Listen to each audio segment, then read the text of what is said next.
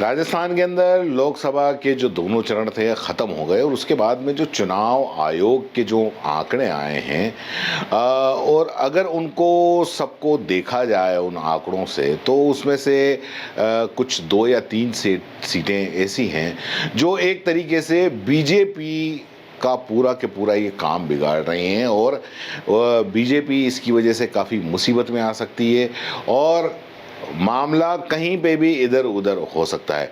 और ये जो आंकड़े आए हैं उन्हीं आंकड़ों की वजह से कांग्रेस में एक नए तरह का जोश आ गया है। तो आखिर कौन सी वो 3 सीटें हैं और आखिर ऐसी क्या बात हुई इन दोनों में, तो इसी के बारे में हम आगे चर्चा करेंगे कि आखिर क्या ये उलटफेर हुआ और राजस्थान में इस बार ये जो 25 सीटें हैं वो 25 सीटें क्या कह रही हैं। लेकिन उसके पहले सबसे पहले हम बात करते हैं कि जो वोटिंग परसेंटेज है वो कम हुआ, उसको लेकर सारी पार्टियों का अपना अपना एक अलग अलग मत है। बीजेपी कह रही है कि भैया वोटिंग परसेंटेज भले कम हुआ हो लेकिन हमारा वोटर निकला और उसने वोट दिया। जो कांग्रेस का वोटर था वो तो निकला ही नहीं। तो बात फिर यह बिगड़ गई। बात कैसे बिगड़ गई कि 200 में से 173 विधानसभा क्षेत्रों में जो वोटर था वो उदासीन था और जैसा कि भाजपा कह रही है कि हमारा वोटर निकला, मतलब उनका वोटर 173 विधानसभा सीटों में निकला और बाकी की जो 27 विधानसभा क्षेत्र हैं जहां औसत से ज़्यादा मतदान हुआ वहां वोटरों के अंदर काफ़ी उत्साह दिखाई दिया। तो इस बारे में भाजपा अब ये तो नहीं कह सकते कि साहब हमारा वोटर ही निकला, इसका मतलब यहाँ पर कांग्रेस का वोटर निकला। तो फिर यह मामला गड़बड़ हो जा रहा है और क्योंकि बीजेपी जो बयान दे रही है तो आखिर उसके हिसाब से इन 27 विधानसभा सीटों पे बीजेपी के वोटर के मुकाबले जो कांग्रेस का वोटर था कुछ ज़्यादा निकल गया तो वोटिंग परसेंटेज ज़्यादा बढ़ गया।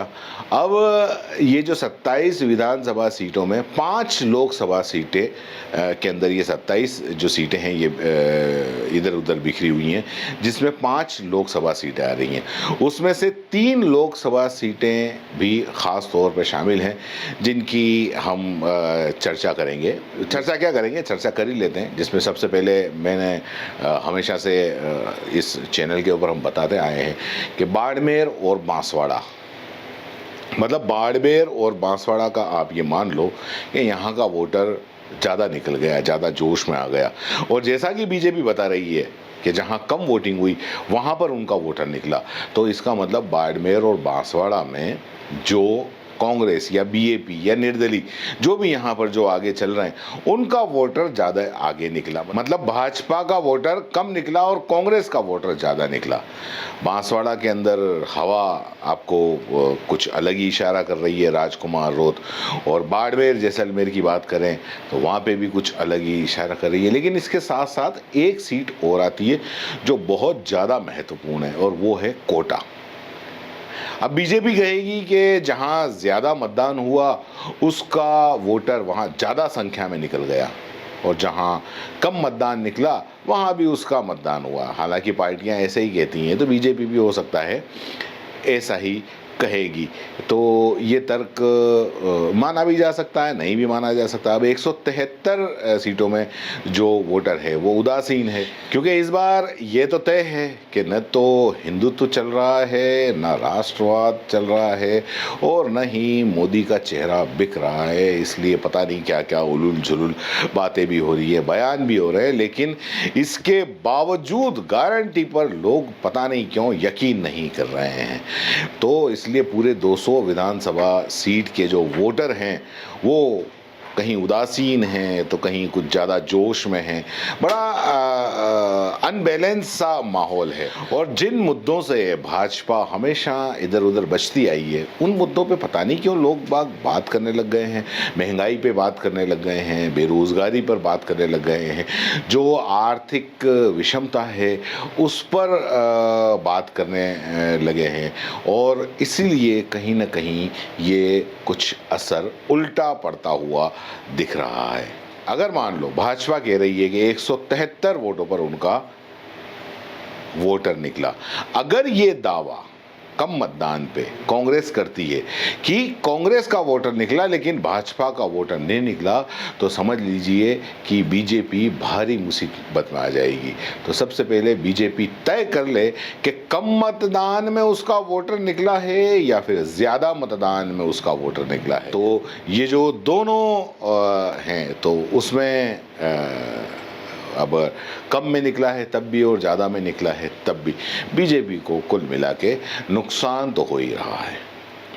लेकिन अगर मान लो बीजेपी ये दावा करती है कि भाई हमारा ही वोटर निकला है कम में भी और ज़्यादा में भी, तो फिर ये वीडियो बनाने की ज़रूरत ही क्या है। फिर तो ये है कि भाई जो 25 लोकसभा सीटें हैं वहाँ पर भाजपा ही आ रही है, लेकिन ऐसा है नहीं, क्योंकि इस बार जो वोटिंग परसेंटेज है वो वोटिंग परसेंटेज कम हुआ है। कहीं कहीं पर ये ज़रूर बढ़ा है। अगर जैसे कि कई 70 हैं, 72 पार है, बांसवाड़ा को अगर हटा दें तो इसमें अगर 70 पार है, और कोटा को हटा दें वोटिंग परसेंटेज कम हो 62 की जगह 60 रह जाएगा। तो ये सारी अलग अलग चीज़ें हैं। ओवरऑल राजस्थान का जो फिगर है और राजस्थान के अंदर जो वोटिंग परसेंट ओवरऑल की बात करें तो ओवरऑल तो कम हुआ है। अब इस कम में दोनों जो राजनीतिक पार्टियां हैं, कांग्रेस हैं, भाजपा हैं, सब अपनी अपनी गणित लगा रही हैं। लेकिन इसके बावजूद भी थोड़ा बहुत तो ये कहना पड़ेगा कि जो भाजपा का जो उत्साह है वो थोड़ा कम पड़ा है। उसको ये तो कंफर्म हो गया है कि जो 25 सीटें हैं वो 25 सीटें इस बार नहीं आ रही हैं, और ये पूरे के पूरे समीकरण बिगड़ रहे हैं। और यहाँ पर जो इस बार जो सबसे ज़्यादा जो मामला बिगड़ा है वो ग्रामीण क्षेत्रों का वोटर सबसे ज़्यादा निकला है। जो जितने भी मतलब आंकड़े आए हैं, जो वोटिंग परसेंटेज के आंकड़े आए हैं, वो ये देखा गया है कि उसके अंदर जो ग्रामीण क्षेत्रों के हैं वो लोग ज़्यादा निकले हैं, शहरी क्षेत्र के लोग ज़्यादा नहीं निकले हैं।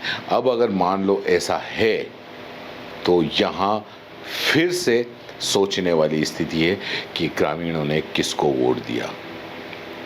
बाड़मेर में 76.5% है, बांसवाड़ा के अंदर 74.5% है, और कोटा में 72 है। इसी तरह 27 विधानसभा की जो सीट है, मैंने आपको बताया कि 27 विधानसभा सीट के अंदर ज़्यादा हुआ है। तो इसी तरीके से ज़्यादा हुआ है जहां वोटर उदासीन नहीं रहा, उत्साह से बढ़कर उन्होंने वोट किया। और उस 27 में से करीब 20 से ज़्यादा विधानसभा सीटें इन 3 लोकसभा सीटों के तहत आती हैं। यानी कि ये जो तीनों सीटें हैं बुरी तरह से फंसी हुई हैं। सबसे बड़ी बात जो चौंकाने वाली आ रही है वो कोटा, क्योंकि कोटा के अंदर ओम बिरला हैं जो कि लोकसभा के अध्यक्ष हैं, और उनके सामने भाजपा के ही जो हैं वो गुंजल हैं, और वो कड़ी टक्कर मानी जा रही थी। लेकिन अब ये जो वोटिंग परसेंटेज है वो थोड़ा सा डराने वाला है। लेकिन देखते हैं क्या होता है। 4 तारीख को हम भी देखेंगे, आप भी देखो। जैसे जैसे कुछ एनालिसिस आएगा हम आपको बताते जाएंगे। धन्यवाद। जय हिंद, जय भारत। हाय फ्रेंड्स, आज हम आ चुके हैं मयंक इलेक्ट्रॉनिक्स 2.0 सेक्टर 14 में, जो है सैटेलाइट हॉस्पिटल के सामने। ये स्टोर पिछले 20 साल से आपको दे रहा है प्रीमियम क्वालिटी सर्विसेज और प्रोडक्ट्स। मयंक इलेक्ट्रॉनिक्स 2.0 पे आपको एक ही छत के नीचे मिल जाता है इलेक्ट्रॉनिक्स, फर्नीचर, होम अप्लायंसेस और किचन इक्विपमेंट। सिर्फ और सिर्फ मयंक इलेक्ट्रॉनिक्स पे आपको मिलता है 5000 प्लस की खरीद पर वर्थ 3000 की स्मार्ट वॉच और 10000 प्लस की खरीद पर वर्थ 4000 का ट्रॉली बैग बिल्कुल फ्री। तो फ्रेंड्स, मैंने तो मेरा एलईडी टीवी और फ्री ट्रॉली बैग ले लिया है। आप भी आइए और विजिट कीजिए मयंक इलेक्ट्रॉनिक्स 2.0 को।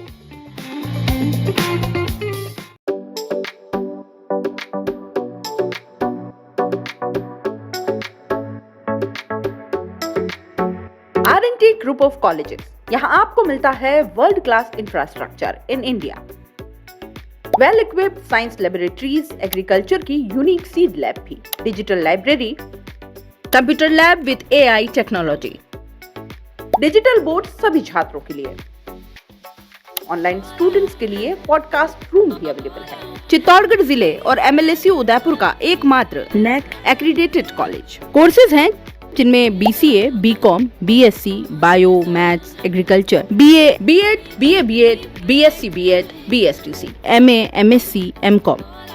बड़े और खुले ग्राउंड स्पोर्ट्स के लिए जहां होती है sports activities, training, personality development, student development activities, seminar और कॉन्फ्रेंस फैसिलिटी भी, एनसीसी एक्टिविटीज, ताकि एनसीसी कैडेट के रूप में आप भविष्य संवार सके, देश की सेवा कर सके।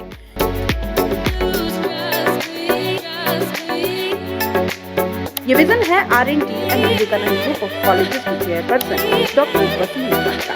तो आज ही ज्वाइन करें R&T and Vivekananda group of college.